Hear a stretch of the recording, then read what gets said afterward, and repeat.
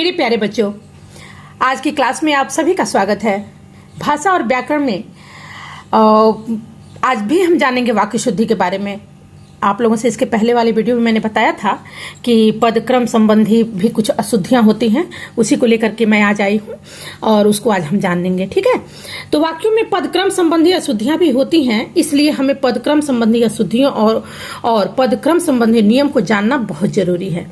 ठीक है, तो अब हम देखेंगे वाक्य में प्रयुक्त शब्दों को पद कहा जाता है, ये तो आप लोगों को मालूम ही है। इस दृष्टि से संज्ञा, सर्वनाम, विशेषण, क्रिया, क्रिया विशेषण, समुच्चय बोधक, संयोजक और विस्मयादि बोधक ही वाक्य में पद के रूप में प्रयुक्त होते हैं। वाक्यांश अथवा पदबंध तथा मुख्य एवं उपवाक्यों की रचना भी इन्हीं पदों पर आधारित होती है। वाक्य की रचना करते समय प्रत्येक पद को निर्धारित नियमों के अनुसार एक निश्चित क्रम में रखना आवश्यक होता है, यही पदक्रम कहा जाता है। पदक्रम के अभाव में वाक्य का अर्थ अस्पष्ट, भ्रामक अथवा हास्यास्पद हो जाता है। अतः वांछित अर्थ संप्रेषण के लिए पदक्रम के नियमों की जानकारी प्राप्त करना बहुत जरूरी है। ठीक है, अब हम देखेंगे इसके नियम। इसके नियम क्या है? वाक्य में पदक्रम संबंधी प्रमुख नियम है। पहला है, वाक्य के प्रारंभ, मध्य और अंत में क्रमशः कर्ता, क्रिया और कर्म होने चाहिए, जैसे लड़के ने रोटी खाई। दूसरा है, कर्ता के संबंध कारक कर्ता के पूर्व प्रयुक्त होते हैं, जैसे श्याम का भाई राम स्कूल जाता है। ठीक है, अब है आपका कृतित्व पूरक, ये कर्तृ पूरक, तो स्थिति में पूरक का प्रयोग कर्ता के उपरांत होता है। ठीक है, इसी प्रकार कर्म पूरक स्थिति में भी पूरक का प्रयोग कर्म के बाद किया जाता है, जैसे सुशील शिक्षक है। आगे हम देख लेंगे। हरि ने श्याम को अपना भाई बनाया, ये कर्म पूरक है, और सुशील शिक्षक है, ये कर्तृपूरक था। अब चौथा हम देखेंगे, द्विकर्म क्रिया में गौड़ कर्म मुख्य कर्म से पहले प्रयुक्त होता है, जैसे राकेश ने प्रातःकाल दूध पिया। इसमें प्रातःकाल क्या है? गौड़ कर्म है और दूध मुख्य कर्म है।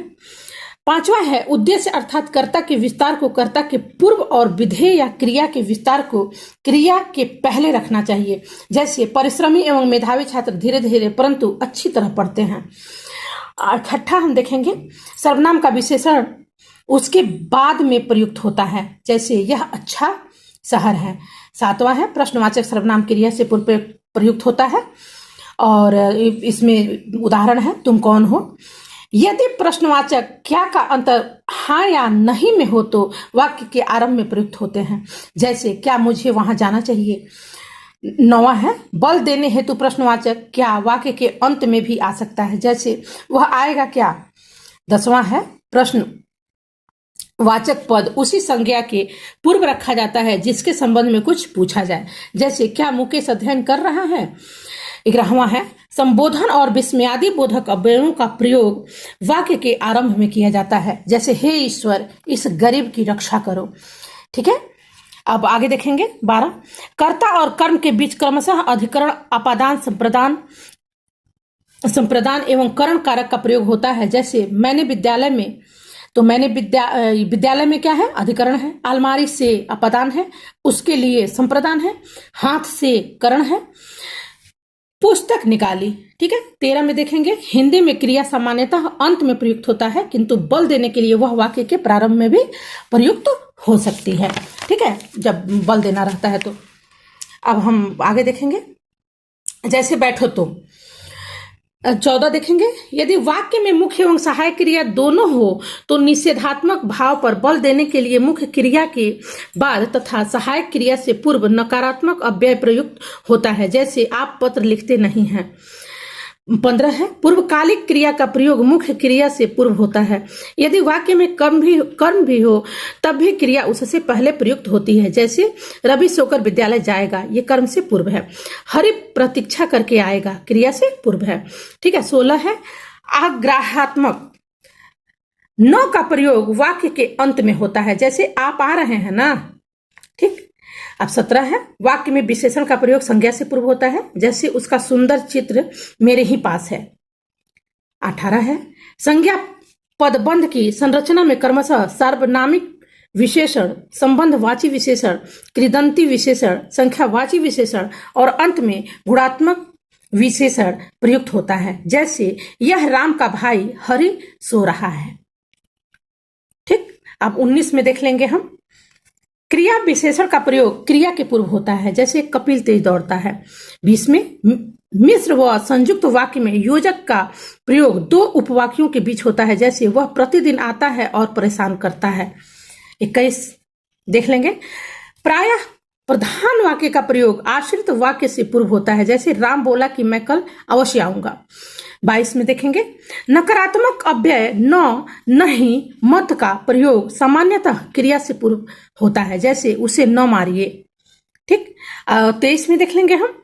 यद्यपि, तथापि, यदि, तो, जब, तब, न, या आदि अव्यय युग्मों में पहला अव्यय प्रधान वाक्य के आरंभ में और दूसरा आश्रित उपवाक्य के आरंभ में प्रयुक्त होता है, जैसे यद्यपि बादल है तथापि ठंड नहीं है। ठीक, आगे देखेंगे। 24 में है। ही, तो, भी, तक, भर का प्रयोग उस शब्द के बाद किया जाता है जिस पर बल देना होता है, जैसे गीता ही जाएगी। 25वां देख लेंगे।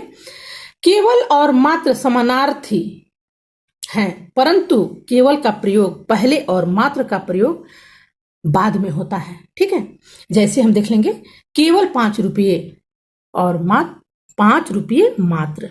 ठीक है, अब कुछ है, ये तो थे पद क्रम संबंधी अशुद्धियां। अब हम देखेंगे वाच्य संबंधी भी अशुद्धियां हो जाती हैं।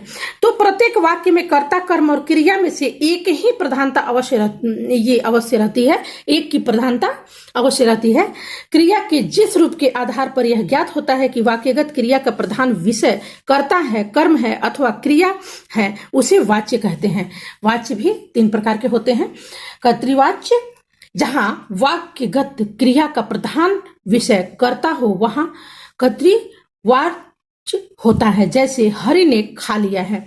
कर्मवाच्य, जहां वाक्यगत क्रिया अथवा वाच्य का प्रधान विषय कर्म हो वहां कर्मवाच्य होता है, जैसे दवा दे दी गई है। भाववाच्य, जहां वाक्यगत क्रिया का प्रधान विषय क्रिया हो वहां भाववाच्य होता है, जैसे सर्दियों में खूब सोया जाता है। ठीक, अब हम आगे देखेंगे।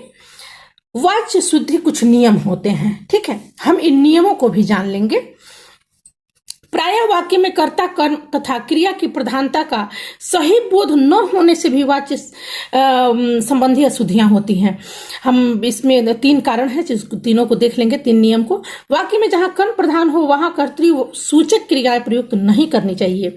दूसरा है, कर्म प्रधान होने पर कर्ता के उपरांत के द्वारा शब्दों का प्रयोग किया जाना चाहिए। तीसरा है, कर्म प्रधान होने पर प्रेरणार्थक क्रिया का उपयुक्त प्रयोग किया जाना चाहिए। तो ये तो थी वाक्य संबंधी अशुद्धियां के बारे में आपकी समुचित जानकारी। अगले वीडियो में मैं कुछ और लेकर के आऊंगी। तब तक के लिए गुड बाय।